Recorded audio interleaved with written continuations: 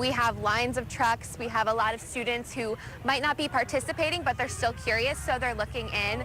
You can hear chants coming right now from the tents. I spoke to a police officer who said he got here at 5 a.m. and there were already people in line. And it shows what to do if you get a concussion. It shows signs and symptoms, any type of thing that people should be on the lookout for. Governor Nixon has a laundry list of issues that he wants to get covered in the last year of his office, and one of them is potentially shortening the legislative session. The public forum for Senate Joint Resolution 39 remains packed despite this late hour, and things are getting a little emotional. Despite having very different ideas on how it wants to be done, both sides agree that there needs to be some type of immigration reform. Reporting live in Jefferson City, Emma Henderson, KOMU 8 News. The Boone County Fire Protection District is looking for new recruits for its volunteer firefighter program. Emma Henderson is in the newsroom with what they're looking for.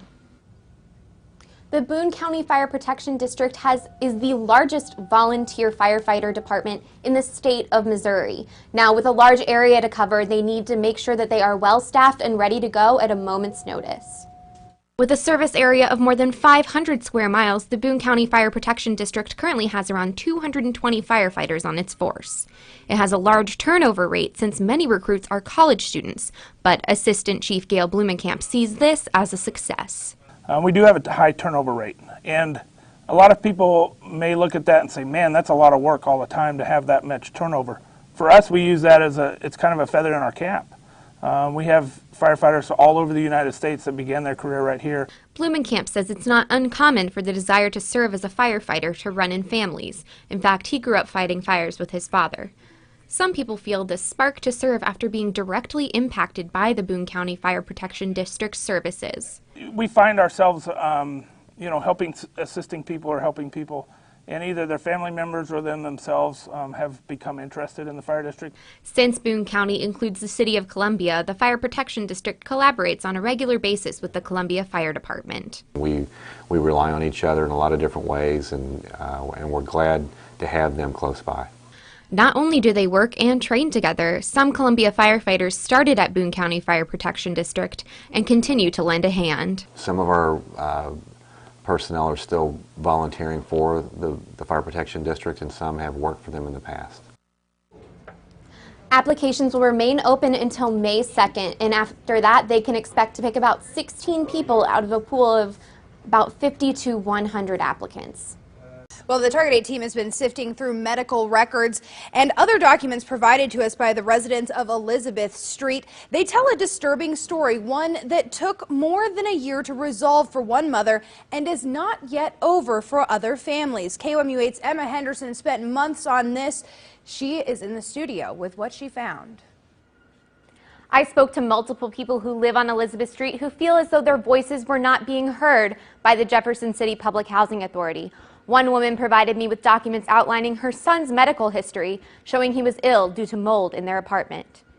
His oxygen got so low, and one time at my house, I thought my son was going to die on me because he was not breathing well. The boy had to be hospitalized, she said, because of mold. They never wanted to deal with the mold issues, and then they were charging me to come and repair the mold, and they were coming in and plastering over the mold instead of fixing it. This mother, who asked to remain anonymous, is just one of multiple residents on Elizabeth Street worried that her unit is making her family sick.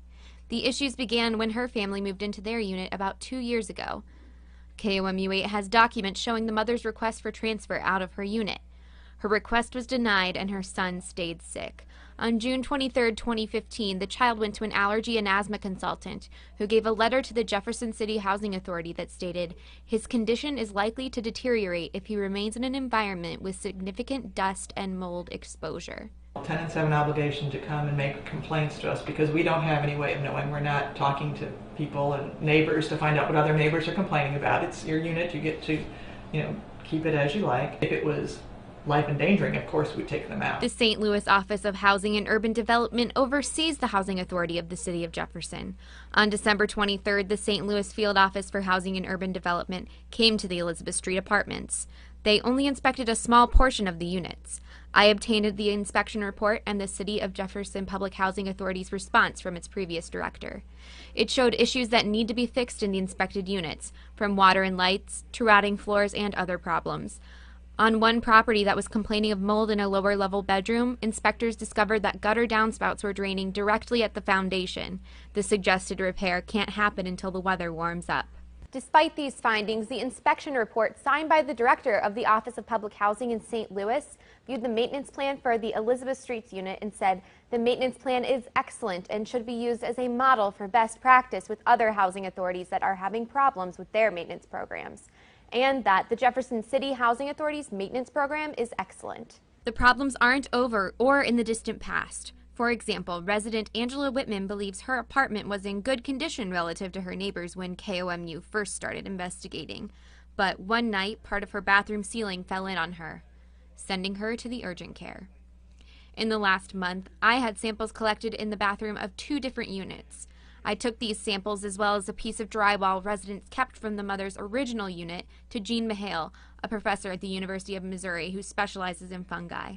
All 3 samples tested positive for mold, but residents say when they complained to housing officials, they were told there is no mold in the apartments. I asked the new housing director, who began her job at the beginning of February, whether she was aware of mold in the units. And I'm not saying there's no mold, but apparently what HUD found was all mildew. Okay, so HUD found mildew. According to tenants, there is no doubt that mold is the culprit. I think that these units are not only hazardous, I think everybody is complaining about mold. I think these units need to be torn down and rebuilt. And I don't think that it's safe for any of the tenants to be living in here. Ketch says it's more complicated than that. There have been discussions about tearing down the buildings, but then we have the issue of what do we do with those people. I know we have some tenants who are dissatisfied. I believe that we have a large number who are happy to live here and grateful to have the opportunity to have a clean, safe place to live. Both women in this story are currently in the process of suing the Jefferson City Public Housing Authority for damages.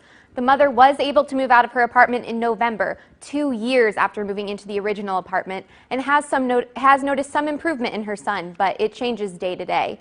Whitman is still working to get housing issues fixed for herself and her neighbors, and is currently working with Lincoln University to develop programs for children on Elizabeth Street to encourage them to be active members of their community.